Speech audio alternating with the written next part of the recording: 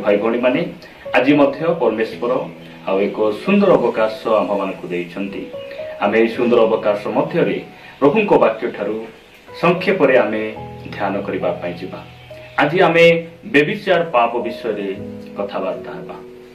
व्यभिचार परमेश्वर को दृष्टि एक बड़ पाप अटे, जघन्य पाप अटे।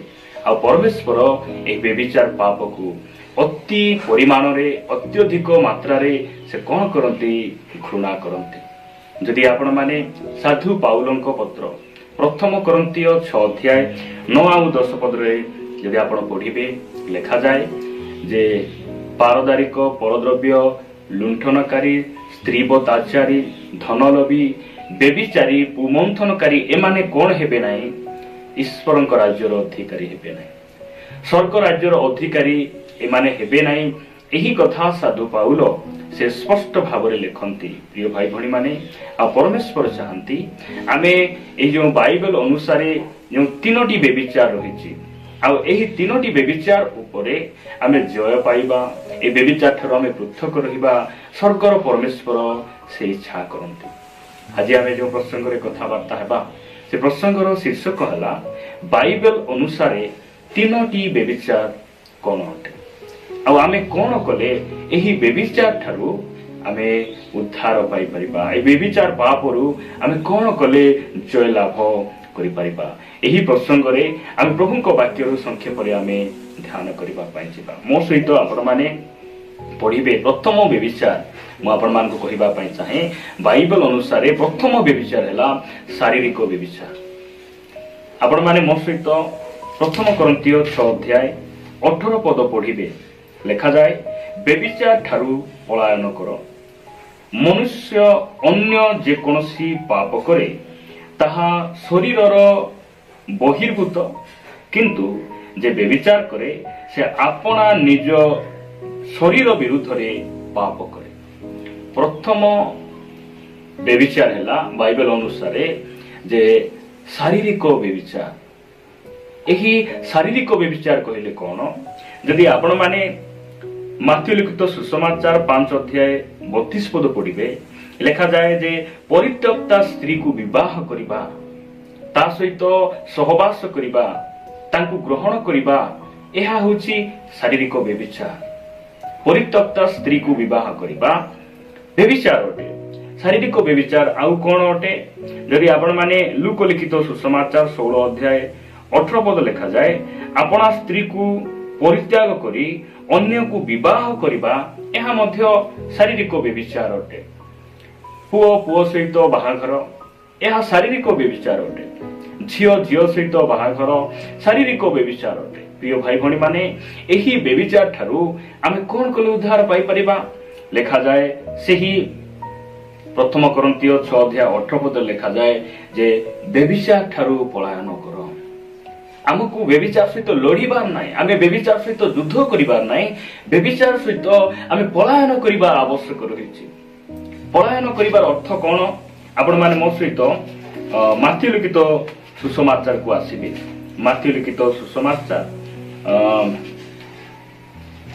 लिखा जाए 5 अध्याय, जदि आपण माने 5 अध्याय 29 पद पढ़िबे लिखा जाए आ तुम दक्षिण चक्षु जेबे तुमरो विघ्नर कारण हुए तेबे ता उपाड़ी दियो, कारण तुम्हार समस्त शरीर नरकरे निक्षेप्त हेबा अपेक्षा गोटिए अंग नष्ट हेबा तुम पक्षरे लाभजनक। प्रिय भाई भणी माने जहा देखिबा द्वारा यदि आमे पाप करूछु, जहा आमे धरिबा द्वारा पाप होउछि, मोबाइल जदि मते प्रभुरे बढ़िबा पाई देउ नाही, मते जदि कोनोसी सांग साथी प्रभुरे बढ़िबा पाई बाधार कारण होउछि, आमे सेथिरु बाहरी आसीबा।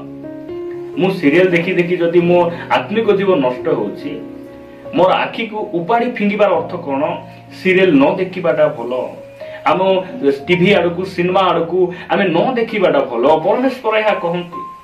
आपण पुरातन नियमर जोसेफ को आपण टिके मने पकांतु। जोसेफ से पटिफर स्त्री जेते बेले जोसेफक सहित शयन करिबा पई बलात्कार कला, से समय जोसेफ व्यभिचार ठार पलायन कले। आमे माने मध्य एही व्यभिचार उद्धार पाइबार अछि ताहेले हमकु पलायन करिबा आवश्यक रहिछि। प्रथम व्यभिचार हमकु जानिबार अछि जे शरीरर व्यभिचार, शारीरिक व्यभिचार प्रथम व्यभिचार अटे। द्वितीय व्यभिचार मु आपण मानक निकटरे रखिबा पाई चाहे। बाइबल अनुसार तीनोटी व्यभिचार आज आमे कथाबार्ता होछु। द्वितीय व्यभिचार कोन अटे जे मनर व्यभिचार। मन रखंतु द्वितीय व्यभिचार हैला मनर व्यभिचार। मनर व्यभिचार कोन? माथ्यू लिखित सुसमाचार से 5 अध्याय 28 पद रे आपण पढिबे लिखा जाय।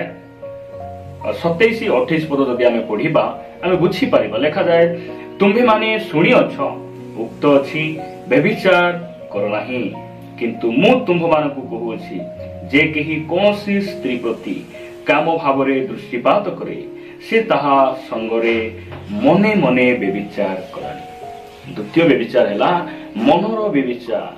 प्रिय भाई भणी माने आमे भाबुथिलु कोन जणे झियो सहित संपर्क रखिबा, सहवास करिबा, अन्य स्त्री सहित आमे सहवास करिबा, एहा आमे व्यभिचार बोली भाबुथिलु। मात्र सेही आज्ञा को, सेही परामर्श को प्रभु यीशु ख्रीष्ट तार स्टैंडर्ड को से बढ़ाउछन्ती। कहउछन्ती लोक सहित मिसिबा, तांको सहित शयन करिबा केवल व्यभिचार नुहे। अन्यर स्त्री प्रति, अन्य भौणी गोटे झियो को देखिला बेले, गोटे पुओ को देखिला बेले जदि मने मने काम भावरे आपण जदि दृष्टिपात करूछन्ती, कोसी गोटे अन्य चिंता भावरे आपण देखुछन्ती, पापर दृष्टि देखुछन्ती, ताहले ताहा व्यभिचार अटे। ताहा मनर व्यभिचार अटे।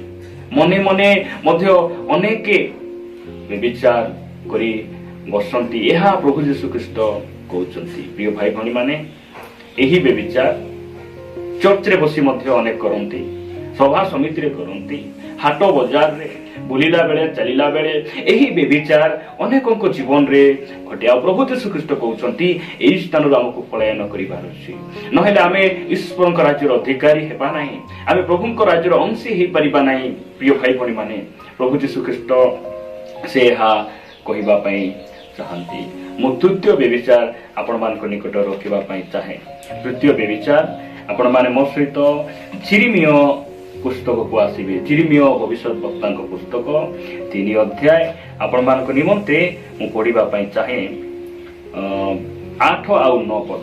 जिरिमिय पुस्तक 3 अध्याय 8 और 9 पद रे प्रकार लिखा गला, आउ आम्भे देखिलु विपथगामिनी इस्राएल व्यभिचार करिबार सकाशु आम्भे ताहाकु त्याग करी छाड़पत्र देले हैं।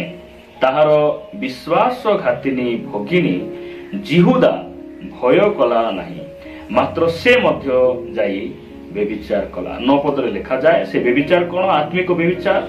9 पदरे लिखा जाए, ताहार व्यभिचारर अख्याति रे देश असुचि हैला, और से पत्थर और काठ संगरे व्यभिचार कला। पत्थर आ काठ संगरे व्यभिचार कला। एहा को आत्मिक व्यभिचार कहा जाए। काहे कि आत्मिक व्यभिचार?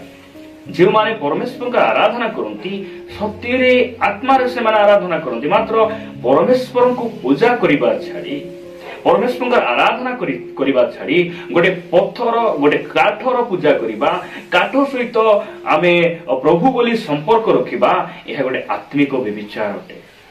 आत्मिक व्यभिचार अटे।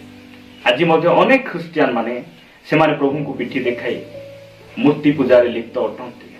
लुचि लुचि से माने गुणिया घर को जानती, लुचि लुचि अनेक मंदिर को से माने जानती।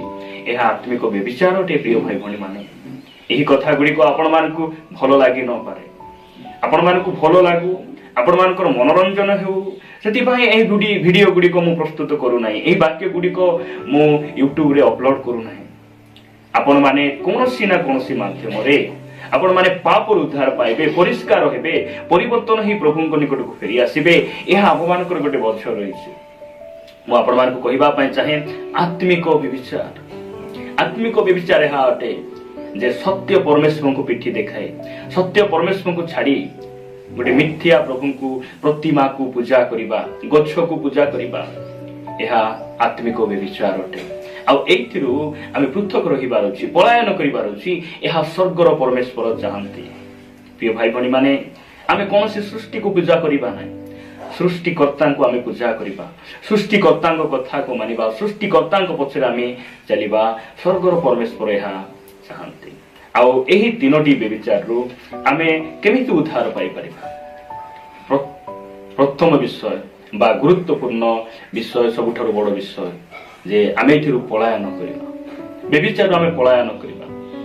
जो भाई सहित कथा हेबा द्वारा मु जदि कौन सी प्रेम रे पड़िला परि लागुछि, मते आकर्षित हेला परि लागुछि, मु से भाई सहित कथा हेबार आवश्यक नै। मु जो भणी को देखिले मोर खराब चिंता आसुछि, तांकर पिंधा ओडा तांकर चाली चलन को देखिले मते अट्रैक्ट हेला परि लागुछि, मते से स्थान देखिबा आवश्यक नै। हम सेटिरु पलायन करिबा एहा परमेश्वर चाहंती। प्रिय भाई भणी माने प्रभु को नाम रो गौरव हो।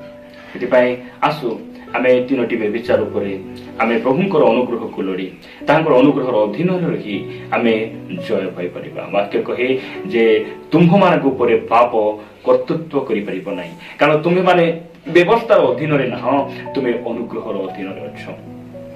प्रभु जीशु ख्रीष्ट को ए समस्त पाप सामना करिबा पई पड़िला, प्रलोभित हेबा पई पड़िला, मात्र से पापर हित होई सब पाप उपरे से जय पाइले। कारण प्रभुंकर अनुग्रहर अधीन से थिले। आमे माने मध्य प्रभुंकर अनुग्रहर सिंहासन निकट को जाऊ आ आमे ए सब पाप उपरे जय पाऊ, एहा परमेश्वर चाहंती। प्रभु ए वाक्य दी हम प्रत्येक को प्रचुर भाव आशीर्वाद करंतु। आमेन।